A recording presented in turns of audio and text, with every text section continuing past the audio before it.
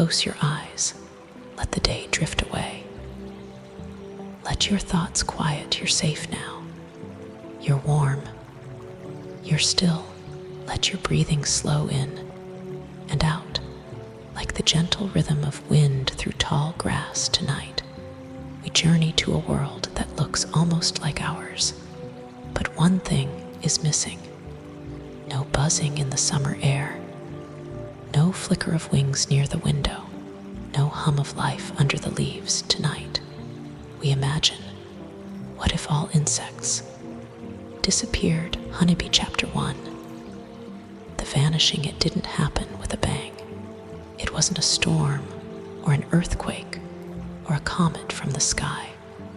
It was quiet. One day, the honeybees didn't return to the hives. The fireflies didn't blink over the meadows. The ants marching in endless lines were simply gone. At first, people didn't notice the world looked the same. The trees still stood. The sun still rose, but in the early morning, the birds grew silent. They had no wings to chase, no crunch beneath their beaks. Children held out sugar cubes, but butterflies never came. The flowers bloomed, but nothing visited them. Pollen settled. Nectar soured. A hush fell over the earth. Not eerie, not dangerous, just still, as if the world had forgotten how to hum. Sheaf of Rice, Chapter 2. The flowers that waited in the vast valleys of what used to be wildflower fields. Bright petals stretched open toward the sky. Red, gold, violet, delicate shapes as intricate as lace. But nothing came to greet them. The bees had always danced between them, their fuzzy bodies powdered with pollen, performing 1,000 invisible miracles each day. But now, the flowers stood waiting, untouched. The breeze carried their sweetness far and wide, but no wings answered.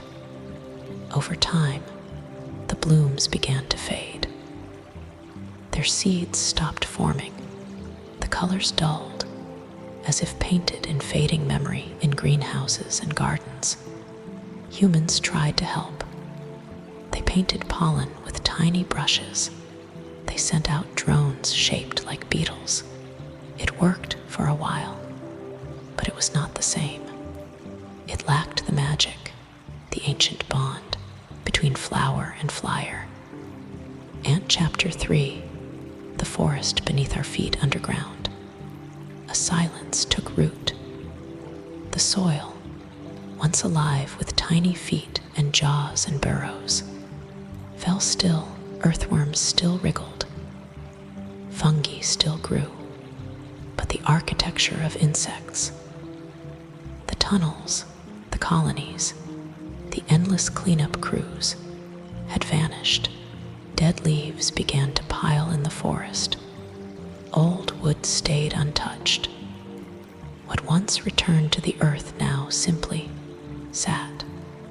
Ants, those great recyclers of the forest floor, no longer carried away crumbs or cleared the fallen beetles who once hollowed out dead trees. No longer did their patient carving. And slowly, the forest floor began to smother under its own weight. Moss grew heavy. Fungi spread fast. But the balance, the perfect, hidden balance, shifted beneath the surface. The world changed. Butterfly Chapter 4. The Museum of Wings in the heart of a quiet city. Far from the buzzing fields, a small museum opened its doors. It was called the Museum of Wings. Inside were glass cases filled with the creatures of the past, delicate dragonflies with stained glass wings, moths like velvet shadows, brilliant beetles that shimmered like metal in the sun. Children came and stared in wonder. really exist? They're so small. Could they really have mattered? And the guides would nod, whispering, they weren't small. They were everything. Each case held not just a specimen, but a story of how a wasp defended a forest, of how a bee fed 1,000 mouths, of how a mosquito, even that annoying mosquito, played its part in a web too big to see. There was silence in the halls, but it was a sacred kind of silence, a silence that asked us to remember Bird Chapter 5.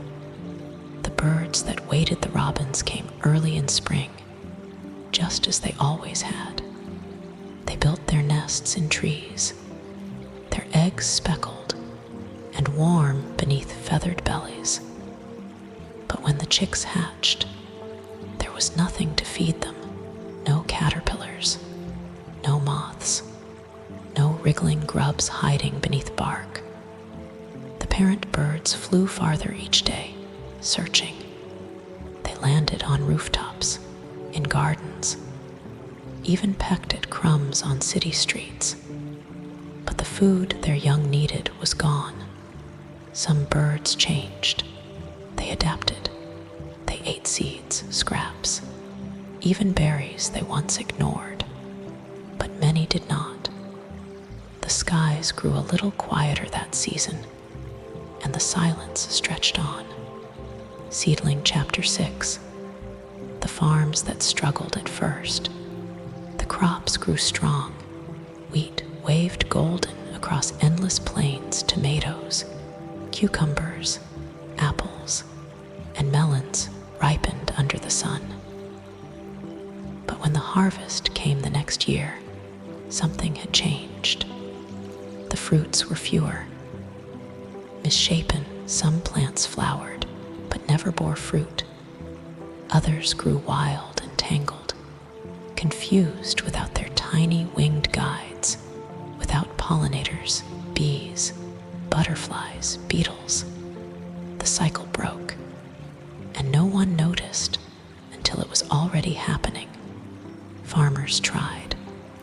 They brought in hand tools, created flying robots. They shook branches and dusted flowers, hoping to mimic nature's design. But it was slow, costly, incomplete, and the taste was never quite the same. One child bit into an apple and asked, "Why does it taste like nothing?" The answer was hard to explain. Globe showing Europe, Africa, Chapter 7.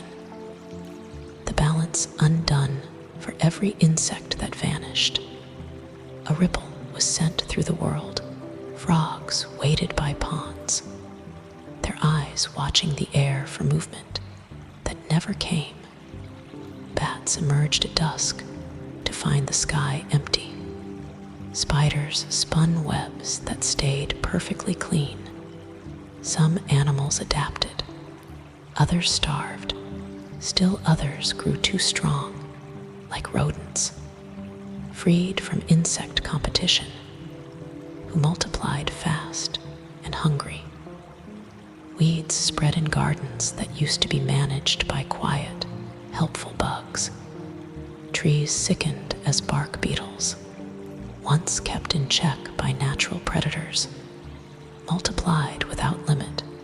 Diseases spread more easily, carried not by mosquitoes, but by other rising creatures that filled the gap. Nature had been a puzzle now. Pieces were missing, and the image had changed. Milky Way, Chapter 8. A night without fireflies in the summer meadows where children once ran with jars and laughter. There was no glow. The fireflies had always come with the warmth. Tiny lanterns blinking in silent conversation, rising from grass like stars made small.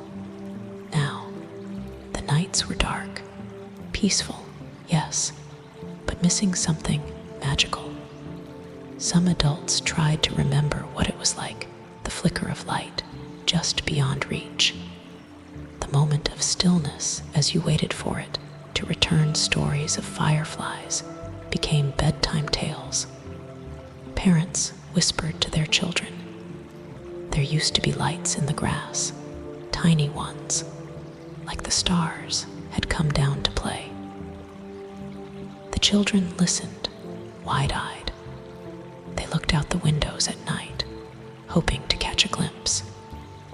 But there was only the wind and the darkness and the memory of wings that no longer beat.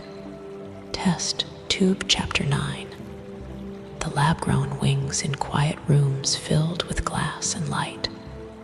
Scientists whispered to themselves. They had lost the beetles, the bees, the butterflies, but perhaps they could rebuild. Tiny synthetic wings were crafted from silk and plastic.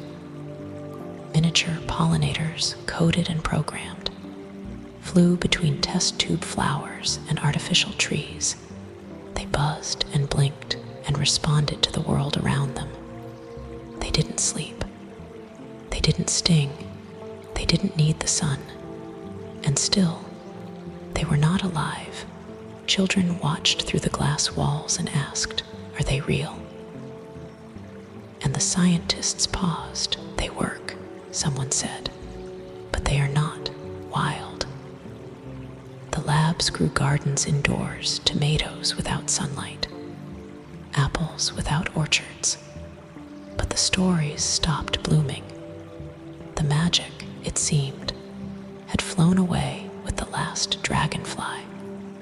Deciduous Tree, Chapter 10. The lonely trees high on a mountain, where the wind ran clean, stood the oldest trees in the world. Their bark was thick and twisted, their branches stretched wide, shaped by 1,000 seasons. They had stood for centuries, weathering all things. But now they were alone. They once shared the air with beetles, moss-winged flies, leafcutter ants, and pollinators so tiny you could barely see them. Now their cones opened, but their seeds found no soil soft enough to take root. Their flowers released pollen, but no visitor arrived to carry it on. Old trees do not cry, but they do grow silent. And in the wind that passed through their empty branches, it sounded like longing for something small, for something once taken for granted. Hibiscus, Chapter 11. The gardens that remembered in a town shaped like a spiral, surrounded by misty hills. An old woman tended a garden. She had started it long before the disappearance. And somehow, it still grew. She knew its secrets, when to shake the flower's stem, how to cross-pollinate by hand, how to read the air like it was a language. She taught children how to be bees, with tiny brushes and great care. She sang to the tomatoes. She hummed to the squash. She planted milkweed anyway. Even though no monarchs would come, she called it faith. And when people visited her garden, they said it felt alive, as if memory clung to the petals, as if the plants remembered their visitors, even if they were gone. Globe, showing America's Chapter 12. The great rebalancing. Then one day, something strange happened. A shimmer passed through the forest. A hush fell across the meadows, and the earth exhaled. Not everything was lost. In the corners of the world, where machines had never buzzed and people had never sprayed, something stirred tiny wings, a beetle under bark, a moth hidden in a hollow tree, a wasp resting in dry clay, a single ant wondering they had survived. somehow, somewhere, not many, but enough. And nature, ancient and patient, began to shift again, carefully, slowly, gently. The earth had always known how to start over. It just needed time. Bug Chapter 13. The first wing beat had began with one, a single bee, golden and trembling, crawling across a stone warmed by morning light. No one saw her, no one knew where she'd come from.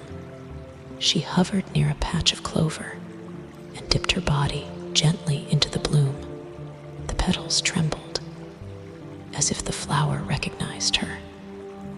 And far away, in another forgotten grove, a dragonfly took flight. Its wings caught the sunlight like glass. It danced above the surface of a still pond. And then, more, not a flood, not a swarm, just whispers of life. A ladybug clinging to a blade of grass, a beetle crawling along the underside of a leaf, a cricket singing quietly into the night. The world noticed, not with shouts, but with stillness. People paused, listened, watched. The silence was no longer complete. Blossom Chapter 14. The children who waited in a quiet village surrounded by lavender fields. The children kept drawings of bugs in their notebooks. They had never seen a real butterfly, but they believed in them. They had read stories of bees in golden hives, of glowing beetles, of flying creatures with wings like stained glass. They colored the pages with wild shades: turquoise, amber, emerald, flame. Each evening, they sat in the grass and waited. They left out sugar water, painted tiny welcome signs, hummed little tunes their grandparents taught them. Just in case, they said, just in case the butterflies come back. And then, one twilight, a flicker, a flutter, a shape, real, delicate, alive. A butterfly landed on a girl's outstretched finger, and the world held its breath. The children didn't shout. They simply smiled, as if they'd always known this day would come. Lady Beetle Chapter 15. The whisper network. Nature does not shout, it whispers. The return of the insects was not announced with fanfare or headlines. It happened in the corners, in the cracks, in the quiet places. A gardener in a northern town noticed her peppers blooming more fully. A farmer in a dusty plain saw aphids disappearing as ladybugs reappeared on the stems. A hiker paused when a humming, faint and familiar, echoed in the trees. Words spread like pollen on the wind. Communities stopped spraying. People replanted the wildflowers they had forgotten. They left little corners untamed, for nests, for eggs, for life. The earth had offered a second chance. And this time, they listened, not just with ears, but with hearts, with hands ready to help. And with wonder rekindled, Butterfly Chapter 16. The night they returned, it was midsummer. Warm, still, a full moon rose over the fields, bathing everything in silver blue light. And that night, they came back, fireflies, thousands, maybe millions. Their glow was soft, flickering, tender, like a memory made real again. They floated above the grass. In waves of light, children ran with open arms. Elders sat with tears in their eyes. It was not loud. It was not wild. It was peace. And in the glow, someone whispered, everything small mattered all along. That night, the earth felt whole again, and the dreams were deep, and the sleep unshaken. Globe showing Europe, Africa, chapter 17. The rewilding over time, the world began to bloom again. Not with force, but with gentleness. Meadows that had gone quiet whispered once more with wings. Gardens burst into color, fed by tiny feet and dancing pollinators. Forests shed their stillness as the undergrowth pulsed with new life. But it wasn't just nature that changed. People changed too. They tore up driveways to plant wildflowers. They stopped chasing perfection in their lawns. They let things grow and flutter and crawl. Children no longer feared bugs. They knelt in the grass, fascinated by the tiniest creatures. And in every school, the lessons returned, not just about biology, but about balance, about listening. Because now, they knew small things can shape entire worlds. Brain, chapter 18. The dreams that remembered in the nights that followed. The dreams changed. People dreamed of giant beetles walking beside them like old friends. They dreamed of bees humming lullabies, of riding on dragonflies across oceans of lavender. In sleep, the line between past and future blurred. They remembered what had been lost and what had returned, and they carried those memories like glowing stones in their hands, even after they woke. Somewhere in those dreams, the insects spoke, not with words, but with presence, a feeling, a warmth, a shared breath between life forms, a promise never to be forgotten again. Sunrise, chapter 19. The morning after the miracle one morning, a young girl stood by her window. She had never known a world filled with bugs, not until they came back. Now, each day she woke to the soft tickle of wings in her garden. She named the butterflies, sang to the bees, left tiny breadcrumbs for the ants. She knew all their names, not the ones from books, the ones she gave them. Milo the moth, Barry the beetle, Queenie the bee, she told her friends. If we listen, they talk to us, not loud, but real. And they believed her because in their hearts, they all remembered the quiet years and how sweet it was to hear the buzz again. Crescent Moon, chapter 20. The Bedtime Universe now. The stars are rising. The sky turns indigo. The breeze is soft, and the air carries the faint sound of wings. The world is not perfect. It still learns, still stumbles, still changes, but the insects, those quiet architects of life, have returned, and with them balance and beauty and buzzing. So tonight, as you rest, feel the weight of nothing, only air, only stillness, only the hum of a planet slowly healing. Let yourself drift, float through dreams, where beetles sing lullabies and fireflies draw constellations, where meadows glow, where tiny wings shape mighty worlds. Because in the bedtime universe, even the smallest things matter. Good night.